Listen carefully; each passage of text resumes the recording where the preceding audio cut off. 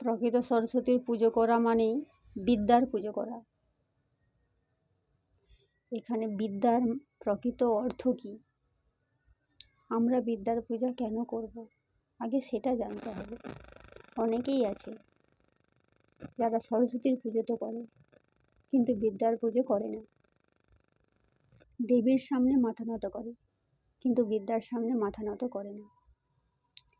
আর যেখানে যাদের মনে বিদ্যার জন্য কোনো সম্মান নেই, তারা প্রকৃত সরস্বতীর পুজো করে না। যেখানে জ্ঞান নেই সেখানে লক্ষ্মী আসে না। আমাদের দেশ প্রকৃত সরস্বতীর পুজো করে না। প্রকৃত সরস্বতীর পুজো তো উন্নত দেশগুলোই করে।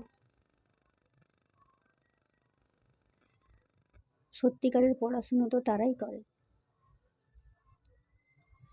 বিদ্যা থাকলেই লক্ষ্মী আসবে, আর তা না হলে অসৎ উপায়ে উপার্জন করা অলক্ষ্মীই আসবে।